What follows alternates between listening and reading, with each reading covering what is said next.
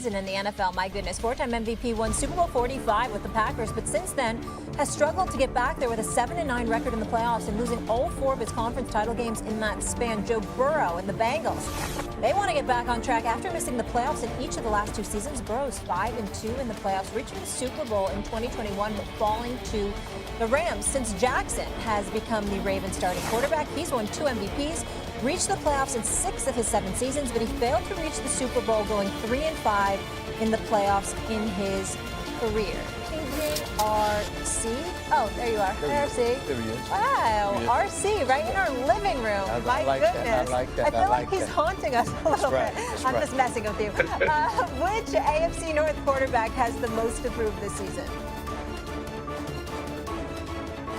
Well, for me, it's going to be Lamar Jackson. And I don't want this to come off as if I don't believe in Lamar Jackson. Talking about a 2-time MVP, a runner-up last year, and what was to me his best season as the quarterback of the Baltimore Ravens, but it still fell short of a Super Bowl appearance. It fell short of an AFC championship. It fell short of a Lombardi trophy. And that's the next thing for Lamar Jackson. None of us will care what happens in the regular season to the Baltimore Ravens, how high they reach, or how much of a player, or how much Lamar Jackson allows this team to compete. It's going to be about what you do against Patrick Mahomes in the playoffs, what you do against Josh Allen in the playoffs. How can you elevate the Baltimore Ravens when it matters most? Lamar Jackson's career and the rest of his seasons are about legacy. We already know what level of an individual player he is. We already know how he's changed the game of football and the quarterback position forever. But can you do it when it counts most? Can you finally win a championship? He was the best player in college football at Louisville. He didn't win a championship there. He's been the best player in many years here in the NFL, and he hasn't won a championship there. It is time to put up or shut up for Lamar Jackson and the Ravens. Yeah, you know, my favorite part of that soliloquy is we're in our new studio. Stephen A. just walks off mid-segment and has no idea that he's on camera. No, I didn't care. I didn't care. Not that I didn't know. I didn't care. My nose was running. In the shot. Listen, I'm not trying to be Roscoe on Martin with snot's running down my nose. Do you think I would not tell you? I'm just saying. I was feeling it. That's all it was. I was listening to him. I heard every word RC had to say. You got to do what you got to do, bro. I had to do what I got to do. You know what I'm saying? Here's the deal. Yeah. So he's saying Lamar Jackson. I would totally agree with you, RC, if the list was Burrow, Lamar, and Josh Allen. My answer would be Lamar. For the purposes of these 3, I'm going to say it's Aaron Rodgers. There's been such a precipitous drop-off in his reputation. Right there. It says right there. Am I wrong? I'm just being honest with you. I don't know if anyone really cares about Rodgers. I just feel like you're too close to it. I'm not being disparaging at all, Stephen A. But I am. Because you're a Steelers fan. Exactly. So you're talking to me about Joe Burrow, Lamar Jackson. Well, let me tell you why. Like Aaron Rodgers. Let me tell you why it's relevant. Well, let me tell you why it's relevant. Burrow and Lamar are in the AFC North. The expectation is those are going to be the 2 teams. But you look at the Steelers, and everywhere around them collectively, you see a team good enough to be relevant and has the potential to knock one of those guys off the pedestal and make some noise. Not in the playoffs because they got to win a playoff game, but to get to the playoffs, we've expected the Steelers to nosedive. They haven't with lesser quarterbacks than an Aaron Rodgers. So I'm looking at it from the standpoint, you re-sign T.J. Watt.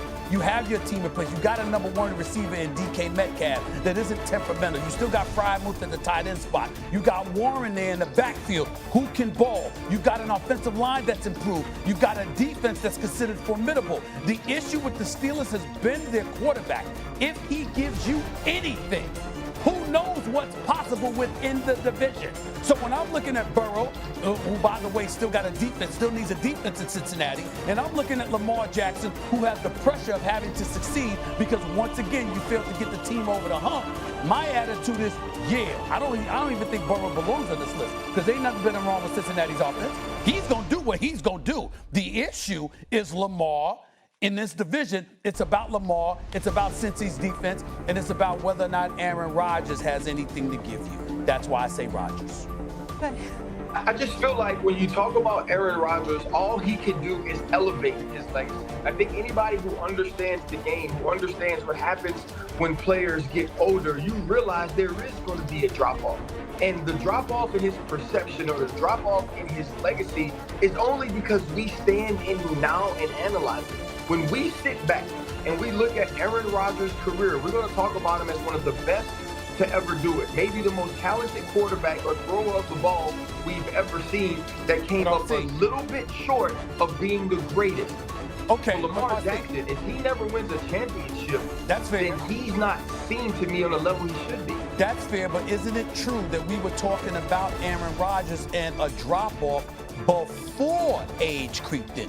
We was talking about his effect in the locker room. Oh, you mean with the Packers? We were talking about with the Packers. Yeah. We were talking about Aaron Rodgers in the locker room, what kind of effect he had on an organization, how he wanted to call the shots. He gets to the New York Jets, and Nathaniel Hackett comes with them. When we saw what a job he did as a head coach in Denver, we saw all of these different things that we were talking about with Aaron Rodgers. It wasn't just age; it was other things. That's what I'm trying to tell you with your whole answer before, but we'll let it go. Thank you for joining us in my living room, Aaron. Thank you, guys. I'm coming to see you, man. I'm coming to see you. I like the wall. Brian Clark. Yeah, we need to get a fireplace, though. Yeah, not a fireplace. The new studio's nice. How are you complaining about the decor when you had the power to influence it?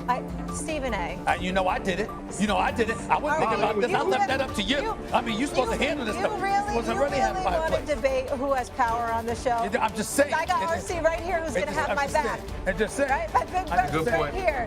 And we're not going to lie to people like that. The key word. Everyone at home? The key word, RC. Put me on camera. You know who's telling the truth. I left it to her, the decor. Yeah. That's what I said. With your power, you empowered Molly. I empowered her. Oh, thanks. And she didn't take advantage. So nice. You know what? I'll make sure to make a quick home good run before I come back tomorrow. I'm just has officially been a Steeler for 10 days, getting set to begin his 21st season, and now paired up with Mike Tomlin. Yesterday, our resident Steeler, Ryan Clark, was with us here.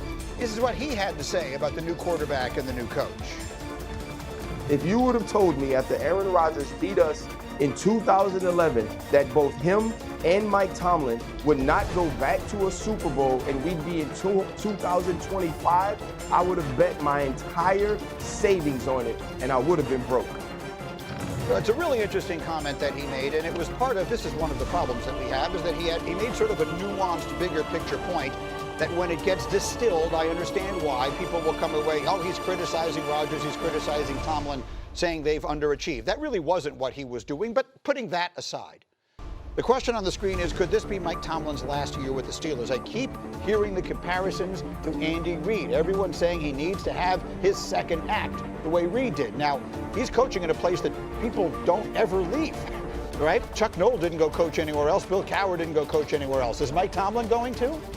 He's young enough that he could. Look, if it ends the way it ended for Andy in Philadelphia, which was with a really bad season. Remember, they loaded up. Yeah. I think it was the lockout season, right? 2011. Oh yeah, the dream team, baby. Yeah, dream team. So and it went bad.